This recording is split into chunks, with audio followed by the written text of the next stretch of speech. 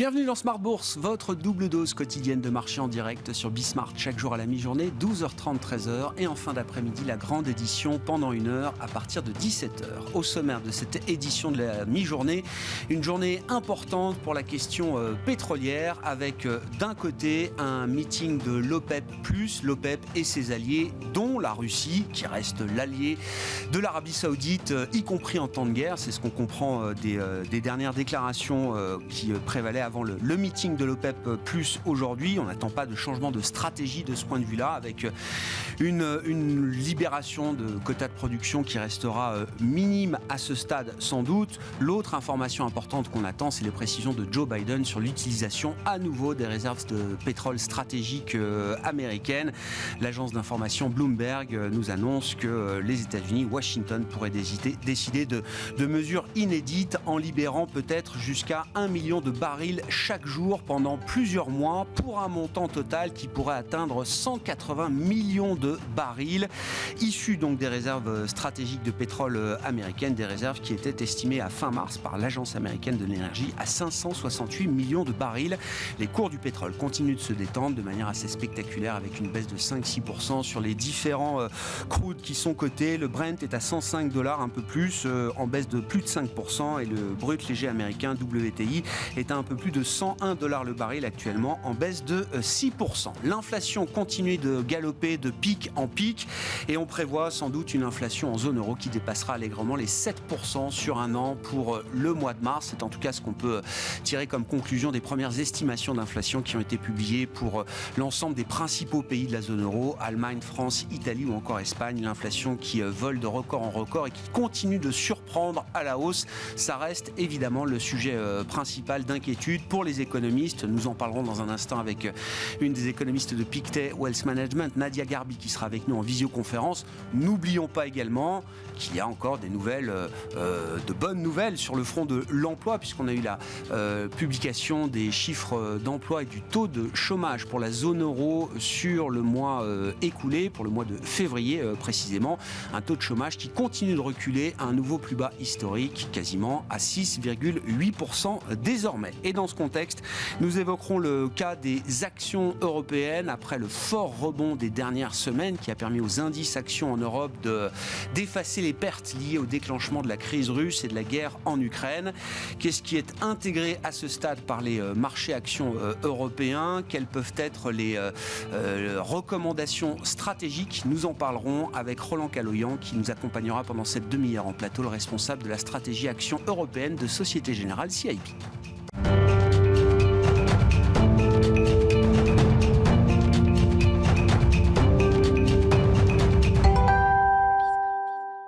Et des marchés qui manquent un peu d'inspiration, toujours avec une petite baisse à mi-séance. Les infos clés, c'est avec Alix Nguyen.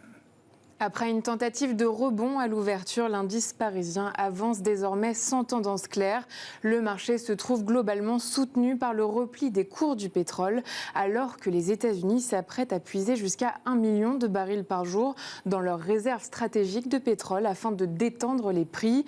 Une annonce de recours sans précédent avec un effet immédiat sur le WTI, ramené ce matin à près de $100. Pour rappel, une réunion des pays producteurs de l'OPEP+ se tiendra aujourd'hui. On attend un léger relèvement de sa production.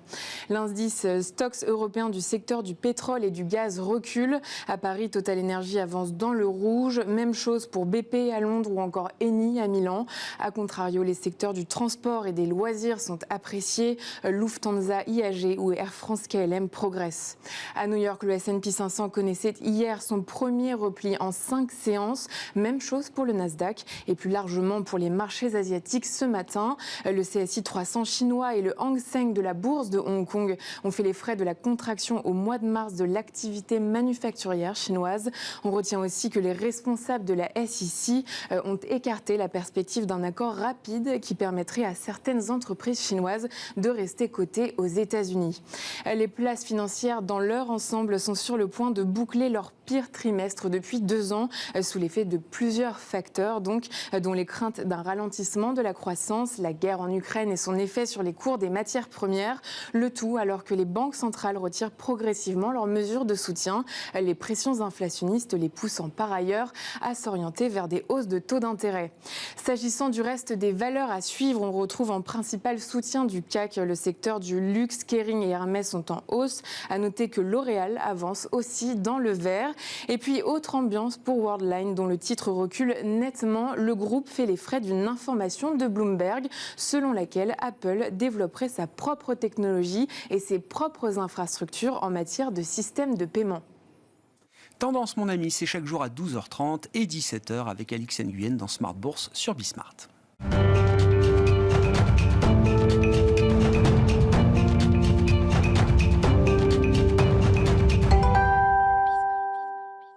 Le sujet de l'inflation qui reste évidemment le sujet principal pour les marchés et pour les économistes en ce moment. Nadia Garbi est avec nous en visioconférence depuis Genève, économiste chez Pictet Wealth Management. Bonjour et bienvenue Nadia. Je donne quand même les chiffres. Alors en données harmonisées, première estimation d'inflation pour les principaux pays de la zone euro pour le mois de mars. 7,6% en Allemagne, 5,1% en France, 7% en Italie et quasiment 10% en Espagne, 9,8% précisément selon la mesure harmonisée pour l'inflation espagnole. Que dire des dynamiques qui sont à l'œuvre derrière ces premières estimations du mois de mars, Nadia? Et a-t-on quand même toujours l'idée d'un pic prochain en matière d'inflation en zone euro? Bonjour Grégoire. Oui, alors c'est vrai que ces chiffres d'inflation pour le mois de mars surprennent à la hausse pour la plupart des pays. Alors on n'a pas encore le détail complet des chiffres d'inflation, mais si on se base sur les éléments qui ont été indiqués par les différents instituts statistiques, on voit que c'est avant tout une histoire de prix de l'énergie et de l'alimentation, alors que les prix dans les services accélèrent, mais dans une moindre mesure. Maintenant, la question, effectivement, c'est à quoi s'attendre non seulement pour le chiffre de zone euro, mais aussi pour la suite. Alors, pour le chiffre en zone euro, nous, on table vers une prévision d'inflation à 7,4%. Elle sera publiée demain. Et il y a des risques à la hausse. Et ce qui concerne le pic, bon, c'est un peu la question que tout le monde se pose. Nous, on le place en avril. Sur nos estimations, mais ce ne serait pas la première fois qu'on repousserait le pic cette année, mais effectivement nous on le voit en tout cas en avril. Et c'est un pic aujourd'hui, je vous embête pas trop sur la question du pic, enfin du timing du pic en tout cas Nadia, mais c'est un pic qui devient fonction désormais aussi peut-être de la crise russe, de la guerre en Ukraine. Là aussi c'est un nouveau facteur à intégrer pour comprendre l'idée d'un pic d'inflation prochainement. Oui, tout à fait. Ça dépend beaucoup, effectivement, de l'évolution du conflit entre la Russie et l'Ukraine et bien sûr des prix des matières premières. C'est vrai qu'on a eu une détente, hein, comme vous le mentionniez au début, sur le cours du prix du brut. Donc, effectivement, si en mai et en avril, on continue à avoir cette détente, on peut être relativement confiant sur un pic en avril. Mais je dirais tout de même que l'inflation va rester élevée. Et au-dessus, en tout cas dans nos prévisions, au-dessus ou proche de 7% dans les mois à venir. Sur les dynamiques d'inflation, là je citais les chiffres, les données harmonisées pays par pays, alors qui diffèrent parfois de quelques points par rapport aux données domestiques, mais les ordres de grandeur sont là. Comment on explique l'écart par exemple entre un pays comme la France à 5% d'inflation aujourd'hui et l'Espagne qui est déjà à 10%? Oui, alors c'est une bonne question et je dirais que la différence entre pays reflète plusieurs facteurs. Tout d'abord, les mesures prises par les gouvernements pour contrer la hausse des prix de l'énergie diffèrent. On le voit dans certains pays, on passe par des baisses de TVA, par des remises sur le prix de l'essence. On a aussi des chèques qui sont distribués dans certains pays. Donc tout ceci, effectivement, affecte les chiffres de l'inflation. Il faut se rappeler tout de même qu'on a commencé cette année avec déjà une inflation très élevée, avec la plupart des gouvernements qui avaient déjà pris des mesures. Là, on a une seconde, voire un troisième volet de mesures dans certains pays pour contrer ces prix d'inflation, ces prix de l'énergie. Et le deuxième facteur, je dirais aussi, c'est le lien entre le prix du gaz et le prix de l'électricité.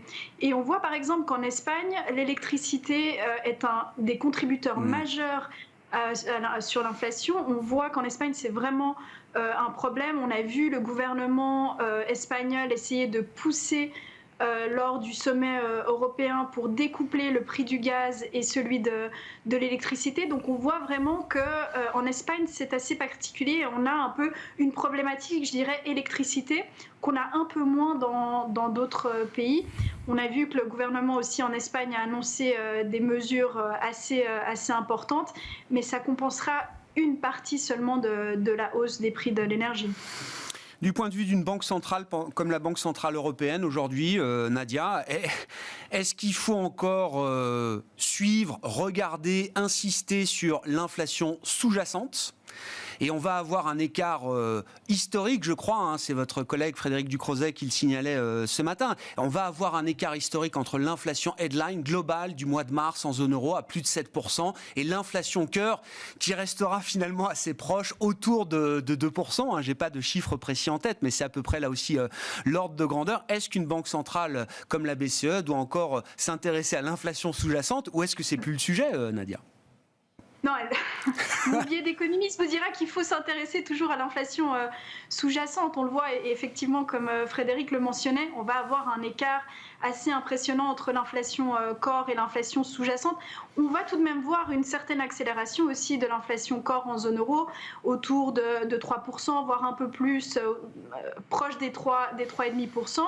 Donc c'est vrai que pour la BCE, je pense que l'inflation corps reste un élément majeur dans sa politique monétaire. Et effectivement, le risque, c'est d'avoir, avec ces surprises à la hausse sur l'inflation, le risque, c'est d'avoir une BCE plus au quiche que ce qu'elle a déjà été dans le passé. On a vu que les chiffres du mois de janvier et du mois de février, ces surprises à la hausse qu'on avait eues sur l'inflation avaient fait changer de cap la BCE. Et effectivement, le risque, c'est d'avoir une banque centrale un peu plus au quiche. On voit aussi que le marché maintenant price de hausse de taux cette année. Nous, on table toujours sur une hausse de taux en décembre. On n'a pas changé notre scénario.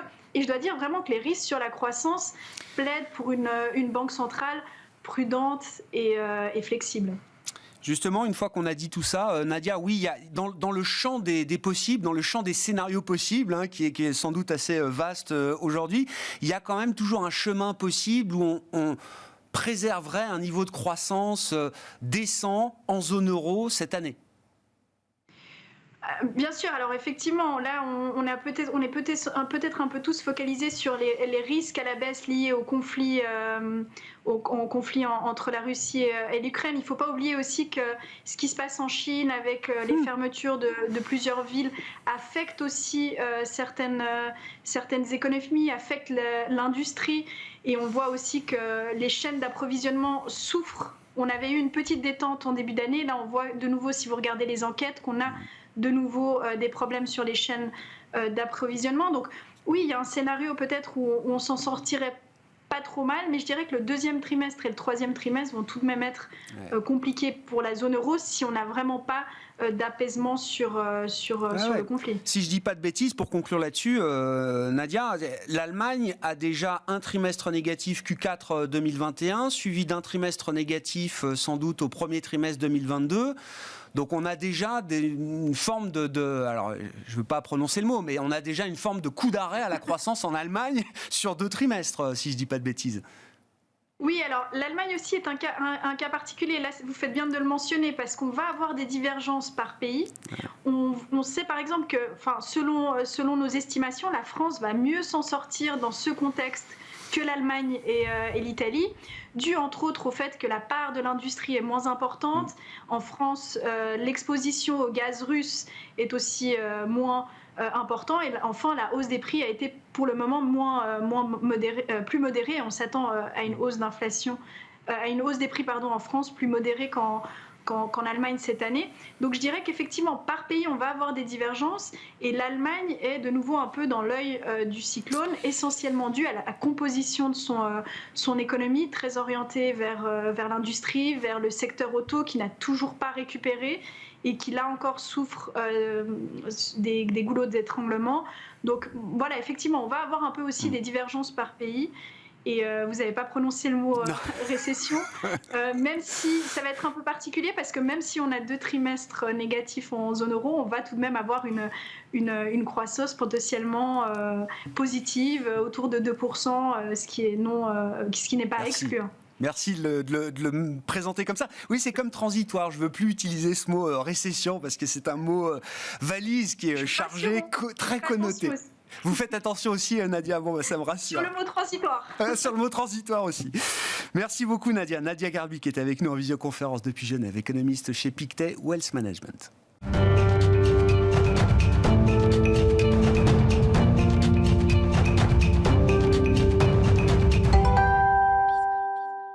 Il y a des mots qu'on ne veut plus prononcer, mais il faut quand même bien se poser les questions. Roland avec nous pour évoquer la situation des actions européennes et dresser peut-être quelques lignes en matière de stratégie action en Europe. Roland Caloyan, qui est responsable de la stratégie action européenne de Société Générale CIB. Bonjour Roland. Bonjour Grégoire. Qu'est-ce qui est pricé dans les indices actions en Europe? Alors, je dis les indices actions en général, mais vous regardez les choses un peu plus finement, notamment avec des indices sectoriels qui permettent de comprendre un petit peu quels sont les messages envoyés par le marché action européen, encore une fois, après ce fort rebond qui a permis, entre guillemets, je le dis, d'effacer les pertes liées au déclenchement de la guerre en Ukraine. Eh bien, effectivement, quand on regarde au niveau du marché, on a eu un fort rebond. Les niveaux ne sont pas si déprimés que cela au niveau du marché. Mais en fait, il y a, quand on regarde dans le détail, il y a quand même beaucoup de pessimisme sur les actions européennes. L'indice, lui, est tiré par l'excellente performance des secteurs liés aux matières premières, évidemment, pétrole, métaux et mines, et aussi les défensifs qui ont plutôt bien résisté. Quand on regarde un petit peu nos modèles qu'on a, où on compare un petit peu les cycliques, le compartiment cyclique du marché et les secteurs défensifs, on est aujourd'hui sur des niveaux où on price un PMI manufacturier dans la zone euro autour de 45. Donc en dessous de 50, le PMI indique une contraction de l'économie. Et là, on est à 45. Le dernier chiffre qu'on avait du PMI, c'était quand même 58. On n'est pas naïf, ça va baisser. Ouais. Mais est-ce qu'on va rester durablement en dessous des 50 ? Est-ce qu'on aura vraiment une récession ? Donc ça, c'est la vraie question. En tout cas, il y a certains secteurs qui sont vraiment sur des niveaux de valorisation extrêmement intéressant aujourd'hui, et en particulier les secteurs qui sont liés à la consommation. Ouais, des secteurs, alors on pourra détailler, mais des secteurs dont vous dites effectivement qui intègrent beaucoup plus qu'un simple trou d'air sur la production ou sur la croissance, qui intègrent vraiment un scénario beaucoup plus sévère que ce qu'on peut imaginer peut-être aujourd'hui. Oui, et le marché s'est positionné pour un scénario type stagflation, c'est-à-dire quand je disais matières premières d'un côté et défensive de l'autre, ça c'est typiquement le portefeuille de stagflation. Parce que stagflation, c'est récession et inflation. Récession, on préfère les défensifs. Et inflation, on va chercher les matières premières. Donc c'est ça que le marché s'est vraiment positionné là-dessus. Alors effectivement, quand on regarde les indices CAC 40, Stock 600, etc., puisqu'on a des matières premières et des défensifs, bah, ça tient plutôt pas trop mal, oui. Mais effectivement, il y a d'autres pans qui indiquent déjà un fort ralentissement économique. Et c'est pas étonnant alors de trouver le secteur de la consommation, j'imagine, dans ces secteurs très affectés par la situation actuelle, qui price quelque chose de très négatif, qui sont déjà dans une forme d'excès, vous dites, en termes de valorisation ou de de-rating, Roland ? C'est l'automobile, par exemple. Ouais. L'automobile en Europe qui se traite sur un PE de 6. Au début de l'année, on était sur un PE de 7,5. Donc, vous voyez, le dérating est assez important. Et quand on compare en historique, à 6, on est proche des plus bas historiques.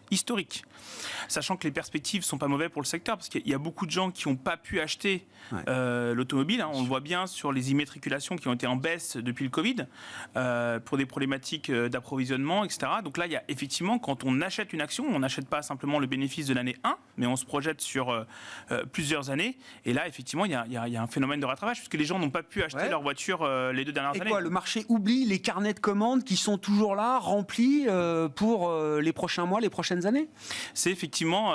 nous, on est resté à l'écart du secteur automobile pendant un moment. Et effectivement, là, sur les niveaux de valorisation, on dit on ne peut plus. et on est repassé surpondéré dans notre stratégie sur le secteur automobile. Effectivement, on pense qu'il y a beaucoup aujourd'hui de pessimisme sur le secteur. Ouais.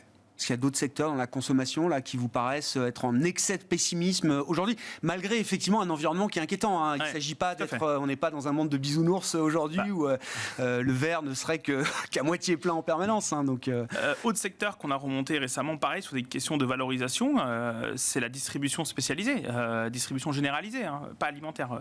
Je comprends. Là, c'est pareil. On est sur des niveaux de valorisation qu'on avait atteint en mars 2020. Mars 2020, les boutiques étaient fermées. C'est-à-dire que les gens ne pouvaient même pas aller acheter des nouveaux vêtements, etc. Et aujourd'hui, on retrouve ces niveaux-là.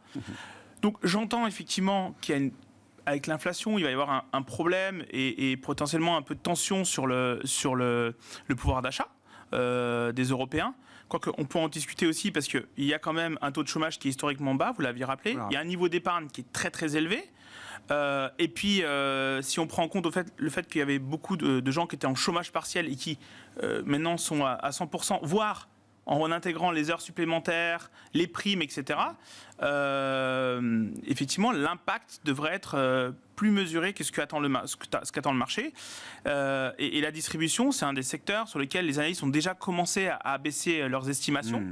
Donc on pense effectivement que c'est un bon moment pour venir en rajouter dans les portefeuilles. Ouais, je comprends. Très très clair, effectivement. Alors voilà, si on ne croit pas un effondrement total de l'économie, il y a des opportunités déjà dans ce marché action européen. Si on regarde sur un plan peut-être plus long terme, plus stratégique, on évoque beaucoup alors les grandes thématiques, les méga tendances, hein, ça fait des années que les investisseurs s'appuient sur ces méga trends pour flécher leurs investissements long terme stratégiques. Qu'est-ce qu'on peut dire des méga tendances qui existaient avant le conflit ukrainien et la crise géopolitique avec la Russie? Est-ce qu'il y a de nouvelles tendances qui apparaissent? Est-ce qu'il y a des tendances qui sont renforcées, multipliées d'une certaine manière?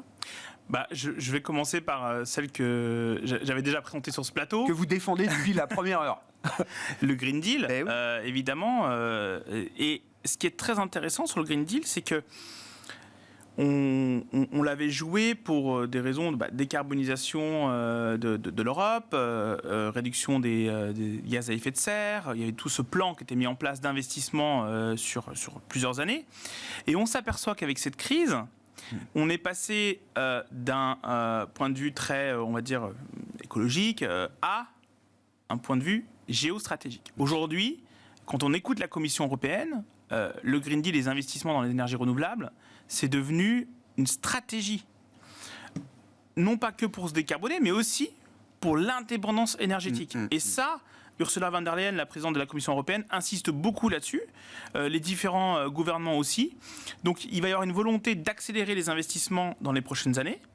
Et il y a aussi un besoin peut-être aussi de simplifier un peu. On a vu en Allemagne, ils veulent simplifier un petit peu aussi les normes pour pouvoir accélérer et mettre en place plus rapidement des panneaux solaires, de l'éolien, etc. Donc là, c'est vraiment pour nous encore le cœur de notre stratégie.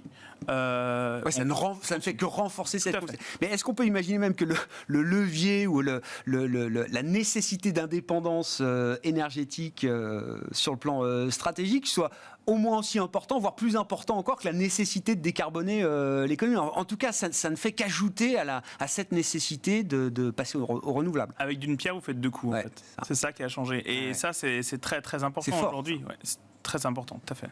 Et...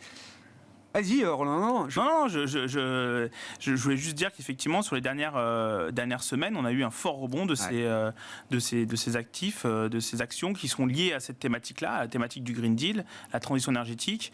Les investisseurs ne se sont pas trompés. Non, effectivement, ils en ont rajouté déjà, et on pense effectivement qu'il y a encore de la tendance pour les prochaines années. Il y a un autre thème, alors évidemment, qui devient un thème majeur et un thème dont on parle explicitement aujourd'hui, y compris autour de cette table, c'est le thème de la défense. Qui dit défense dit armement, d'une certaine manière. Et c'est vrai que ce sont des valeurs. Alors, moi, je sais que les gérants avaient peu l'habitude de communiquer sur ce genre de valeurs qui étaient détenues par beaucoup d'investisseurs. Ce sont des valeurs de grande qualité sur le plan financier, notamment. Là, on va parler des perspectives. il y a quelque chose de nouveau qui est en train de se passer également sur le plan européen, Roland.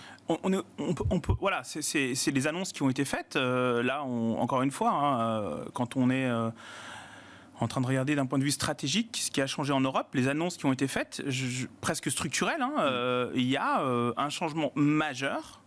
En Allemagne en particulier, depuis la fin de la Seconde Guerre mondiale, il y a eu une annonce d'augmentation massive du budget de la défense. Donc il y a 100 milliards qui a été proposé par le chancelier allemand. Ça ramènerait effectivement le budget de la défense à plus de 2% du PIB. Je vous rappelle les guidelines de l'OTAN. C'est 2% de dépenses par an du PIB. Et il y a une deuxième métrique aussi, on n'en parle jamais, mais c'est 20% en dépenses d'équipement. D'accord. Dans ces 2% de dépenses, il faut qu'il y ait 20%, un cinquième qui soit dédié à de l'équipement réel. Tout à fait. Et pas juste de l'administratif ou autre chose. Et l'Allemagne était en retard sur les deux. Elle était à 1,5% de budget de défense. Et elle était à 18,5% en équipement. Et donc là, effectivement, il va y avoir une augmentation pour les deux. Donc on peut imaginer que dans les mois, les années à venir, il va y avoir effectivement des carnets de commandes qui vont être plus importants pour les valeurs qui sont spécialisées dans ce domaine-là. C'est des sociétés européennes qui en profiteront, Roland ? Logiquement, oui, effectivement. Non, mais c'est une question. Oui, les Européens vont essayer effectivement d'acheter européen. Et ce qui est intéressant, c'est il y a aussi d'autres secteurs, alors qui sont moins directement impactés, mais dans l'ingénierie par exemple, et même dans la partie logicielle, parce qu'il faut faire il y a un besoin quand on construit des satellites, etc., d'avoir des logiciels spécialisés, et donc il y a effectivement les valeurs, les pure players dans la défense, mais il y aura aussi un impact sur d'autres secteurs, typiquement liés à l'ingénierie, liés au logiciel, etc., qui peuvent bénéficier aussi en partie de ces investissements. Bon, et puis derrière la défense, il y a aussi alors, le thème de la cybersécurité, mais que j'associe désormais aux questions de défense, d'une certaine manière. Ce thème de la cybersécurité, il était plus facile à mettre en avant, j'ai l'impression, par les investisseurs. Mais là aussi, tout est renforcé, tout est multiplié, et on comprend bien que le budgétaire, puisque c'est désormais le budgétaire qui guide les marchés, entre guillemets, il y aura, pour ce secteur de la cybersécurité, là aussi, des dépenses, alors soit de la part des entreprises, soit de la part des États, mais qui vont être massives dans les prochaines années encore. Ça touche tout le monde, la cybersécurité. C'est ça qui est assez incroyable. C'est que c'est les gouvernements, c'est évidemment les ménages, les entreprises. C'est un peu la contrepartie de la digitalisation de notre économie. Tout est digital aujourd'hui. On paye nos impôts en ligne, voilà. Donc il faut avoir des systèmes de sécurité, parce que les cyberattaques évoluent aussi. C'est ça qui est important. C'est pas toujours la même manière donc, qui arrive. Donc effectivement, il y a un besoin d'avoir de la cybersécurité. Alors, le problème, c'est pour les investisseurs européens qui nous écoutent, c'est qu'il n'y a pas beaucoup de valeur en Europe. C'est très américain. Mais ce qui est intéressant, c'est qu'on commence à voir effectivement des grosses entreprises, Google par exemple, qui commencent à s'intéresser à des entreprises spécialisées. Donc ça, c'était la semaine dernière par exemple. Mais effectivement, il y a ce besoin, il y a cette recherche sur une tendance longue qui va rester en croissance très, très forte sur les prochaines années. Donc ça, c'est là aussi, d'un point de vue stratégique pour les portefeuilles, c'est quelque chose qu'on recommande de maintenir. Merci beaucoup Roland, merci d'être venu évoquer pour nous le cas d'investissement des actions européennes. Bon, il y a tactiquement des opportunités et puis stratégiquement des grandes guidelines qui sont dictées par les États aujourd'hui. Ce sont les politiques budgétaires qui flèchent une grande partie des investissements qui peuvent être réalisés stratégiquement sur les marchés financiers, sur les marchés actions en Europe notamment. Roland Caloyan qui était avec nous, responsable de la stratégie action européenne de Société Générale CIB, invité de Smart Bourse à la mi-journée. On se retrouve à 17h en direct pour une nouvelle émission sur Bismart.